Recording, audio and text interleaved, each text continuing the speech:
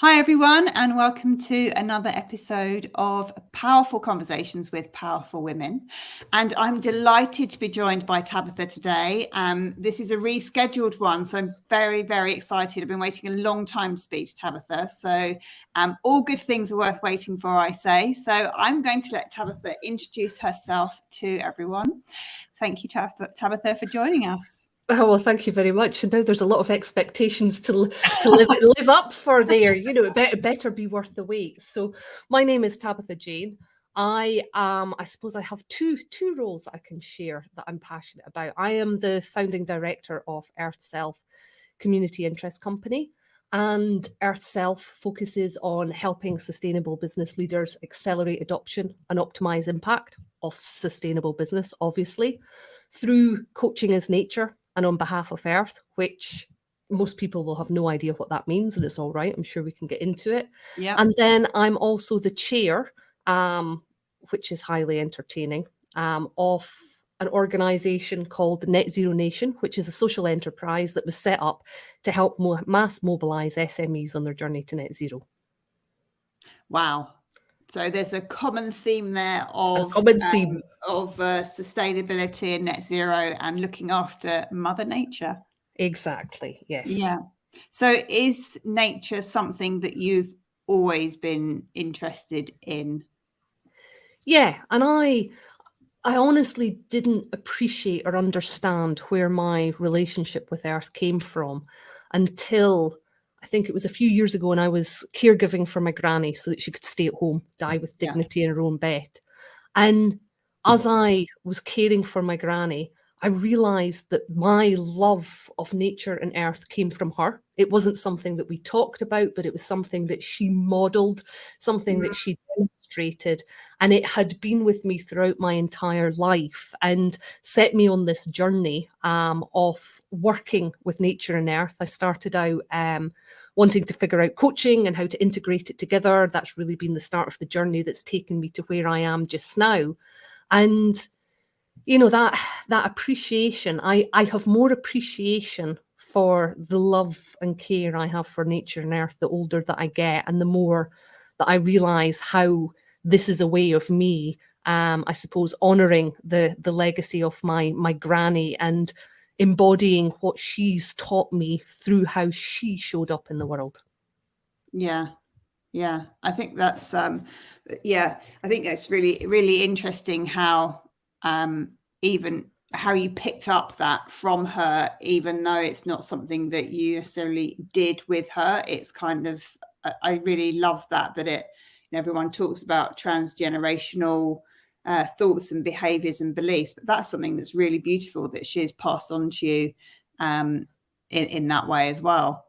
Yeah, and it's you know, the data supports this, you know, where it says it doesn't matter what we say, it's how we model the behavior. And if we want, you know, if we want to have a healthy relationship with nature and earth, the culture that we grow up in has to model it as well. And that's what my granny did to me. She would never have understood the word sustainability, would have rolled her eyes and thought, you're all talking nonsense.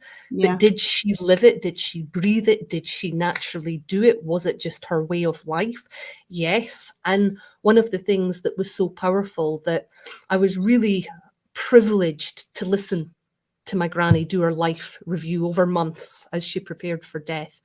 And she would consistently talk about key experiences, and they were all part of nature. And this ended up weaving into a project that I ran a couple of years ago called Elf Strength of the Earth, Claire, which my granny's name was Elfrida Herta, which means elf strength of the earth. So you can't make this stuff up.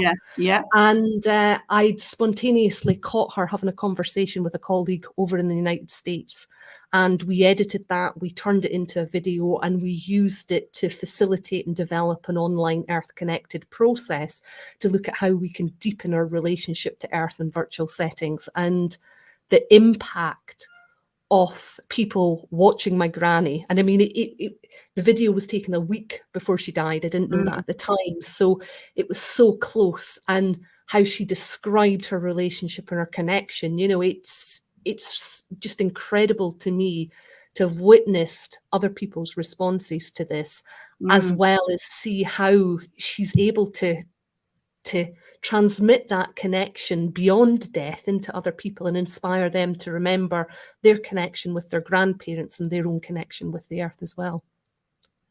Yeah, that's really, really profound, actually. And what I'm curious about then is, how was her relationship with nature and earth different from today's generations, do you think? Well, see, my granny was German. She grew up at a time before, during, after the Second World War, and her father and his grandparents and parents before him were actually farmers.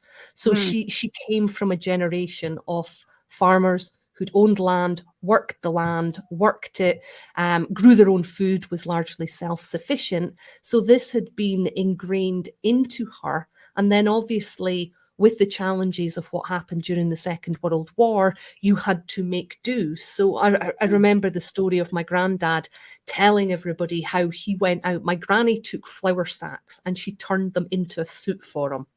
And he went out and wandered around, and everybody was like, my God, that's an incredible suit. Nobody knew it was made from flour sacks, and she just knew how to do it. She knew how to sew, she knew how to cook, she knew how to grow food.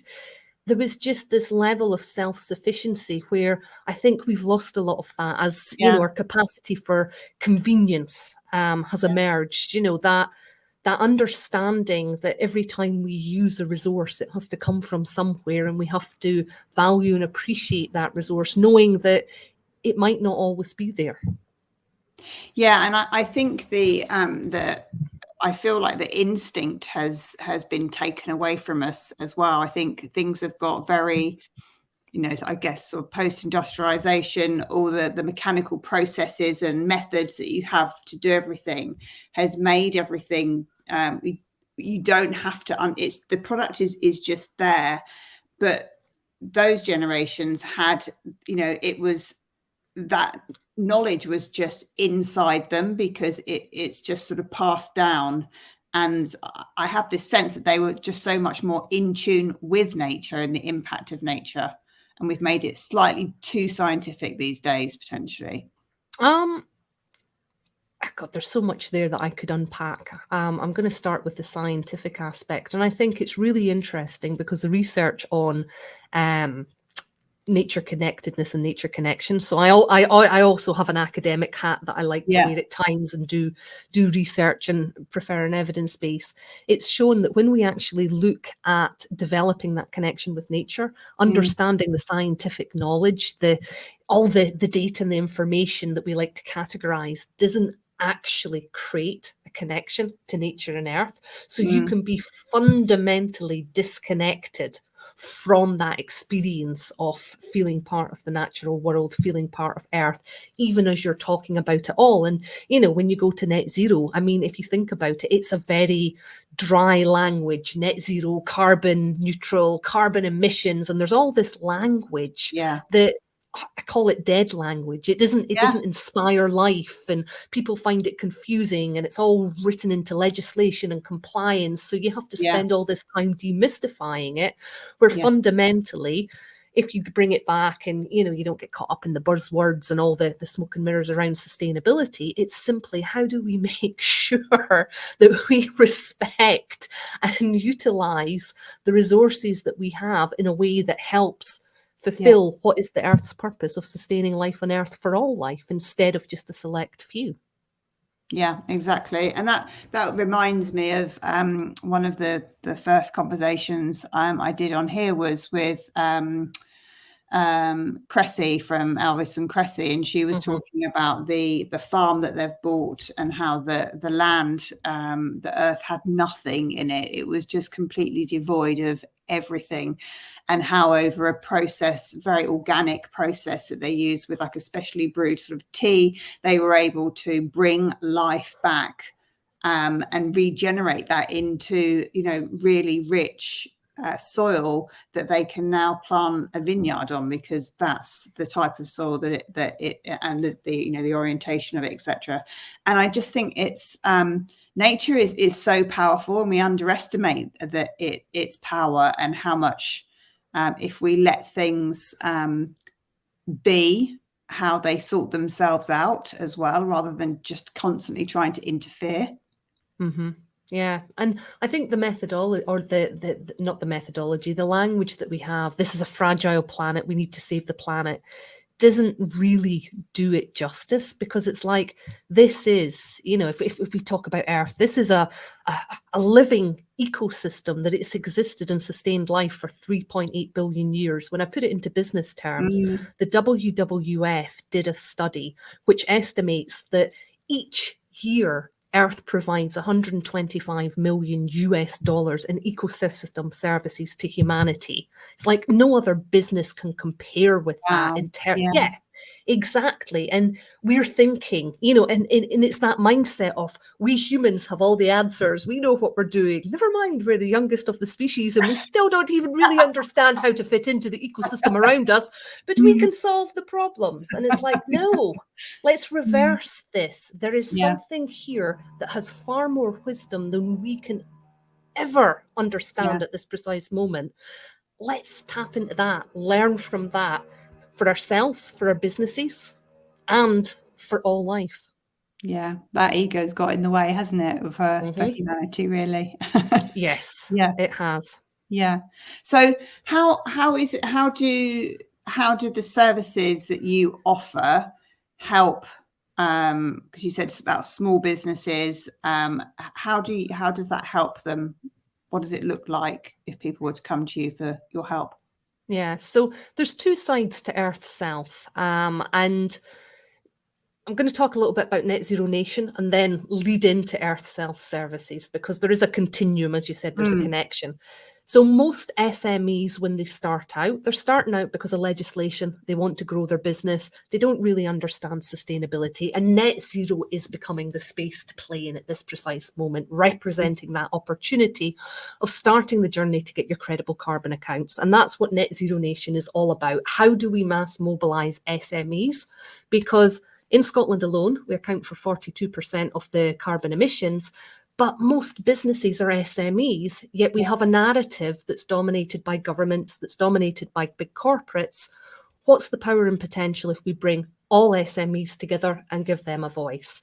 So with that starting point for net zero there and getting the carbon accounts, Earthself kind of sits on a different space whereby you kind of need to have your carbon accounts before you're going to want to come and work with Earthself.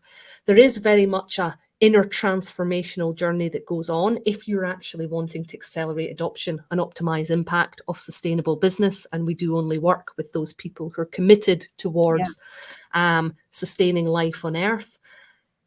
We can help you develop as a team, but it's the internal bit and the external bit that kind of comes together. And I know that sounds a little bit vague, but what I mean is, if we can learn from Earth as the biggest business around, then we need to know how to connect, how to deepen that relationship, how to get the insights, and how to translate the insights that we receive into practical business solutions. And that's fundamentally what Earthself does in one side. And then at the other side, Earthself also trains coaches in its methodology. And that's what I mean by coaching as nature and on behalf of Earth. The more people that I worked with as I started out in coaching, the more people were like, this is really good. We want to know how to do the same. So I ended up developing that side as well. So I sit probably in both spaces within Earthself. So people come to me because they're like, I want to help other people, other businesses, deepen their connection to Earth, become part of this change that's happening, tap into whatever language people want to use, because there's many different ways. How can I help them as a coach and set up my own business? Or how can I actually be an organization that can work with you to get the impact and the results that we're looking for? Yeah. That's, I mean, it feels like that. I mean, an enormous job, that's going to keep you busy for eternity. Yeah.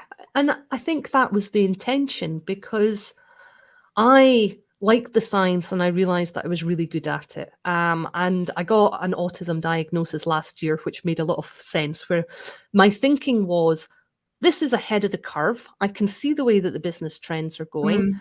I'm good at the research. If I can develop the methodology and the framework, then that means that other people who are interested in this space are able to utilize that. Together, we can come together, create an ecosystem and help accelerate the transformation that needs to happen, because we need to transform individually and collectively. Businesses need to really understand what it means to be able to function as part of the earth if they want to survive, be, relevant within the future. And it's going to take lots of us to do this. So I had that plan, which is slowly kind of taking place. I've trained coaches, I get more and more credibility. And it's a case of, how do we come together and recognize that we are all in this together? Let's work together. Let's find a way of tapping into our innate potential, and all in the name of the greater good, really. Yeah, it feels like there's a definite, I don't know if it's just because I have these conversations with women, but there's a definite theme that comes out from my conversations about collaboration rather than competition, in that when we're all in it together, that's when the power comes, and that we can make big changes. So I think that's really interesting. It is interesting. And interestingly enough, there's probably a bit of evidence that suggests this. And I'm just thinking about this because there was a piece of research that showed that when women experienced stress, how they generally tended to cope with stress more effectively was that they tended to befriend people and look after people. So we're in a crisis moment, stress levels are up, and the default stress response for women is to come together and befriend, and figure out collaboration. And yes, we can make a stereotype women are good at that.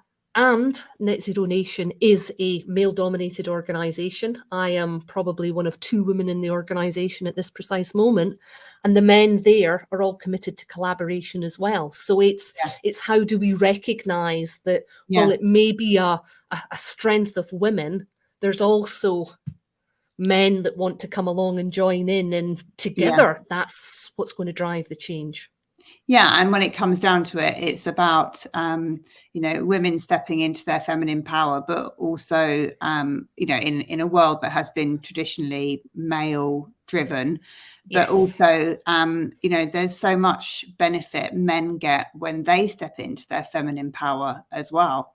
Because as you using that example of women in stress coming together with other women, how many men would benefit from doing that more with their own friends, which I don't sense that they do that easily. Obviously some do, but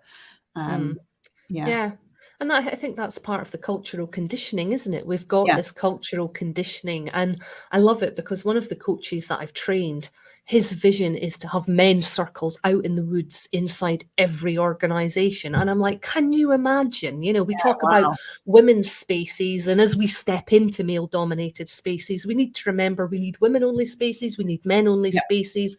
There's work that we need to do separately, and there's work that we need to do together. And when we have both, then when we come together, it can be far more powerful. Yeah, no, I completely agree. I love that. So what take an individual, because you said about working, individuals have to do the work themselves as well. What would be a good first step for somebody to take if they wanted to reconnect with nature or sustainability? Well, the starting point is simply noticing nature. You have to become aware of nature on an individual level. And what this can mean is if you're the type of person that goes out for a walk and you spend all the time on your headphones, looking at your phone, or you're speaking to somebody and you're having a conversation, you're not present to the environment around you. And it can take, according to some of the data, it can take up to about 90 minutes for our brains to start changing simply from walking in a natural environment. When we start consciously focusing attention on nature, that shifts and we start receiving the benefits of a connection with nature a lot quicker. Even up to, a minute of simply looking at nature can actually help reset the brain. So for anybody, it's look at your existing practice. How are you engaging with the natural world already? And what do you need to do to increase it? And There's an important point, because sometimes people can think that this means, oh, you need to go out and you need to do long walks and whatever else. And when I've worked with women in the past who've had health issues, a lot of them have ended up feeling guilty because they're like, oh, I didn't manage to get out today. It's not just about going outside, it's about bringing nature into the house. Do you have pot plants? Do you orientate yourself where you've got a natural view? Do you have a picture of nature on your wall? Do you even have nature as a screensaver on your phone? So you're creating all these small reminders that are saying, notice nature, notice nature, notice nature. And then you're allowing nature to do what it does best, because the minute that you pay attention to it, you're going to catch something that makes you go, wow, and creates that sense of awe and that beauty that draws you deeper into that connection. Then you can start thinking about the meaning that you might get from that experience, the emotions that it creates. And then as a result, naturally, you're going to start thinking differently about how you engage with the natural world anyway. Yeah. And I have to show you, because talking about going for walks in nature, I found something on my walk this morning that if I hadn't been paying attention, I wouldn't have seen. Ooh, oh, wow. Beautiful jay feather. And I did a meditation on having found it as well, which I share on my channel. But that is a feather that is, of all the feathers on a jaybird, there are very few of those. And it was actually lying this way up, so you couldn't see the blue. And I just got a little glimpse of the blue. And I was like, oh my goodness, that's the second time in my life I found one. And that gave me a lot of pause for thought on slowing down, being present, looking at what nature provides, about beauty being only surface deep, but it's that there's a whole ton of messages you can get just from finding one jay feather. And I just think it's really, really beautiful. And I did have my headphones on, I will admit, but I saw this and I stopped and I picked it up, and what a great lesson. Yeah. And what I love about you sharing that story, Claire, is that you're showing the example of it. Even if you've got your headphones on, you know, you notice, you stop, you see it, you've got the wow factor. And there's the, what's it teaching me about slowing down? What's it teaching me about what it's saying? But also jaybirds are known for optimism, enthusiasm, positive opportunities in business. You know, if you look into symbolism, if that's your thing, you can start tapping in and go, great. So what can I take from this that can be helpful for me where I am today? Love that, because I hadn't quite had the time yet to look up, so I knew there was going to be some symbolism of a jaybird. So there we go. Thank you for that.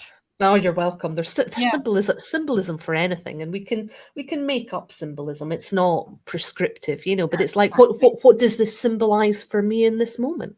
Yeah, no, exactly. I mean, I've been starting to explore the moon phases, for example, just because it's something that I do feel an energy that comes from the moon. And I think even if you don't believe in that, having a cycle that at the start of the cycle you can use the new moon to set an intention, and when you get to the full moon you can let go of anything that's been holding you back, and then start the cycle all again and have a process. Whether you believe in any energy that the moon has, it's a process that allows you to let go and to move forward.